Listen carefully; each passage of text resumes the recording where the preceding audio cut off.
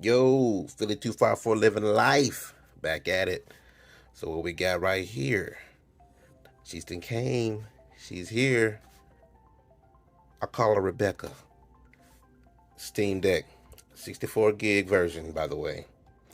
So unfortunately, she got here last week while I was on vacation with the missus, so I didn't have a lot of time to really delve too deep in it and whatnot. Took a day off Monday from my regular upload schedule to kind of play a little bit, mess around with it a little bit. So what we're gonna do instead of a full in-depth review, I'm gonna just do what I like to call a quick and dirty review. Just a quick and dirty review, just to kind of go over the basics real quick, just for those who are, I guess, waiting on theirs or kind of thinking about whether or not they should get it or not. This is for you. I'll do a more in-depth review if they get a little more time to really go into the crevices, the deep down, to get down and dirty in the mud with it a little bit, right? So what we have here is the 64 gigabyte version of the Steam Deck. And for those who do have the 64 gigabyte version on the way, I will tell you right now, if you haven't already done so, get yourself a SD card, a micro SD card. So whatever size suits you, you know, 128, 256, 1 terabyte, whatever suits you, go ahead and get it. But I'm telling you right now, if you got games in Steam, you just can't wait to put on your Steam Deck, they ain't gonna fit. It's 64 gigs, but by the time you get this bad boy, and guarantee you it's gonna be an update waiting on it once you open it up, it's gonna only be about 38 gigs free or so with the Steam OS updates and the Steam OS, the Steam OS itself, right? So get yourself an SD card because you ain't gonna get no games on there. I'm telling you right now. So just whatever size you get, just be mindful of what you're gonna choose and how many games you're trying to put on there. You can get multiple cards or whatever. You can. I wouldn't hot swap them, but you can get multiple cards or whatever. However you want to do it, whatever method or system you want to work on. But you're definitely gonna need it, especially if you got that, like I said, the 64 gigabyte version. It's a must. It's a must. So my I guess my preliminary review of it is basically this. How does it feel? It feels premium. So I mentioned before I haven't gotten any devices or any gaming consoles since the Xbox One, but I forgot I did get a Switch. I gave it to my daughter. Um, she feels nice and premium in the hand. The Switch didn't feel so much, feel more like a toy or whatnot. This thing feels nice and premium, feels nice and heavy. So the button layout, I'm not too much of a fan on the button layout or whatever. It's so directional pad. It's way up here because they got to make room. Got to make room for these bad boys right here. So the little touch pads or whatever. So the directional pad feels a little funny. Like I've always said, I'm a fighting game fanatic. So I'm gonna go back to the home screen so you can see I ain't playing games. Fighting game fanatic. So yeah, the touchpad feels a little funny when I'm playing fighting games because it's way up here. So you may definitely gonna have to get yourself play with an external controller, I would say. Um, the analog sticks, they feel good. I'm not gonna lie, they feel good. I play, as you can see, multiverses, and analog sticks feel real good. They feel real good. I'm gonna go ahead and get me some of those covers though to put on top, but they feel real nice. They're real tight. No weird analog drift like the Switch had or whatnot. I may grab the Switch from my daughter and do a size comparison of it here on my in-depth review.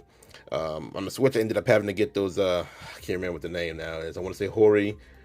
The little Hori sticks or whatever. They're much larger or whatnot. But this bad boy is huge, and that makes the Switch pretty big in itself. And I have the original Switch, not the HD model or whatever, OLED model. So anyway, feels real good. So you get a couple of modes with this bad boy. You get, of course, the actual Steam mode, game mode, or whatever. And then, oh, hold up, I forgot to do it. Hold the power button, go down. You also get desktop mode. So in desktop mode, it kind of mirrors how, like a Windows OS it would look like, whatever. It's from here you can kind of install your third party applications or whatnot. Just be careful what you put on there. And then when you get done, you can always just click the little button that says return to gaming mode, and you're back in there. Well, let me see if I click it. There you go. And it'll go on back to gaming mode after a little bit. So As you can see me in the background there. What up? So glare is definitely on there. I'm probably gonna get a little screensaver and whatnot, and to kind of take care of that glare and whatnot. But I'd say it feels real nice, feels real tight, feels real good. Uh, the only issues, like I said, is the directional, the D-pad or whatnot. All the buttons feel real extra clicky, feels real good. Nothing feels weird, feels nice and premium. But here's the big thing. If I had to do it all over again, would I've gotten the 64 gig or at the very least 256 gig? Probably wouldn't have got the 256 at the very least. I would have gone up. But I'm gonna be honest with you, Steam Deck, brand new thing. Everyone remember those Steam machines? Remember those things? I remember seeing those in Walmart one time. Those things like lasted for like 4 days and forgotten all about. So I didn't want to go too hard into it, and then if everyone forgets about it, it was a failure. But it seems like it's been kicking butt and taking aim. So if I could do it again, go back in time. You remember the times? Go back in time, back in the day. I definitely would have probably gone up a few notches. Would have got that 256. Would have got that 1 TB. Would have got that 512. Whatever. I wouldn't have gotten that 64 gig. 64 gig. Like I said, it's some guaranteed items you're gonna need. The little screen, you can get your little screen shield or whatever to kind of take care of that glare, and guaranteed 100%, no doubt, get yourself the SD card. I mean, I would get an SD card regardless, but you're gonna get yourself an SD card. Or if you want to go, want to go ham on it, you go and just replace the hard drive. But I'm just not too confident in my skills to do all that myself, so I just went the SD card route. Playing games off the SD card has been snappy. Haven't felt anything weird. Hasn't been anything weird or whatever. Battery life, on the other hand, I'm gonna be real with it. The original Switch had some rough battery life. This bad boy is a little worse. I'm gonna be honest with you. So sometimes when I'm chilling with the missus, we sitting there in the living room, or we're just chilling in the bed watching TV. She's doing what she does, watching TV or looking at her phone or whatever. I grab the Switch and just play. Or even however way you want to do it. I'm on lunch or whatever from the old job, and I'll play on Switch because it's an hour lunch. After about an hour, and this is just playing multiverse. It's not even like a super high graphical intense game. After an hour, I got about 23% battery. Now, I have not gone in and tweaked any of the settings. Like I said, I haven't had time to really go in depth and really play with it. I have not tweaked any of the settings or anything like of that degree. So I'm not gonna say, how you could possibly get a little more battery life out of it. I'm pretty sure you could mess with the brightness and performance and whatnot, but I have not done anything. This is straight up default Steam Deck, and about 23% battery life after about an hour of just playing multiverses, right? So just FYI, you may, it kind of not as portable as per se what some people were thinking, but I mean, for a little gaming, it's no big deal. I'm not gonna hop in the car and go on a car trip thinking I'm gonna play Steam Deck all day. It ain't gonna happen unless it's plugged up to something. But with to each his own, right? So my preliminary review ideas of this thing, man, it's nice. Like I said, it feels premium, feels real good on the hands. Got the little buttons on the back there. These guys right here.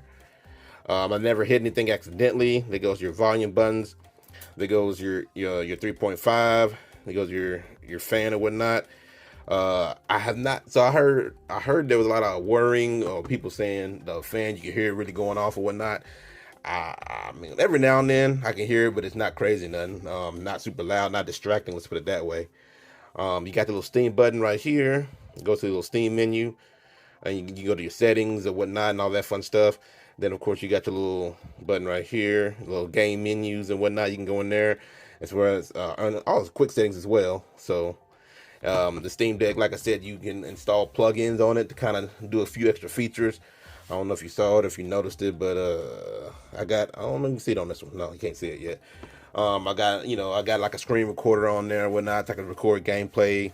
I'm going to put Discord on there in a little bit. I haven't done that yet.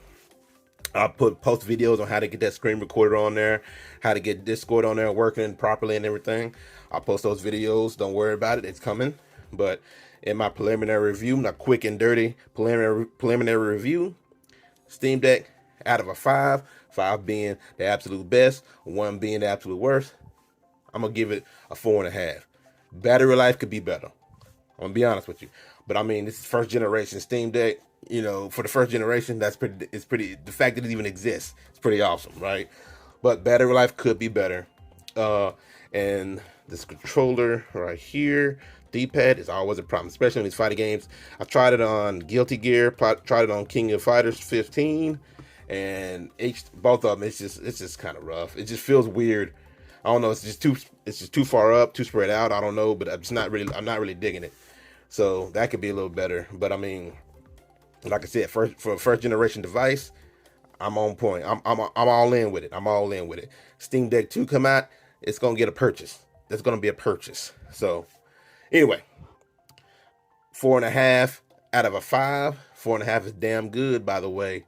I would say this is definitely worth the purchase. If you got that 64 gig, go ahead and 64 gig Steam Deck. If you haven't done so, get you SD micro card. I would say go and get you a little anti-glare screen cover, whatnot, because that could be a problem. As you can see, you saw my glowing face earlier, so that would kind of be a problem. Now, as far as actual gameplay, I haven't noticed anything weird. Like, I mean, I'm pretty sure when I get the actual anti-glare cover, whatever, it's gonna be even better. But it's been all right. But yeah, this bad boy is a magnet for smudges, just FYI. So anyway, 4.5. Go ahead and get it if you haven't already got it. Like and subscribe. More videos coming, and we out.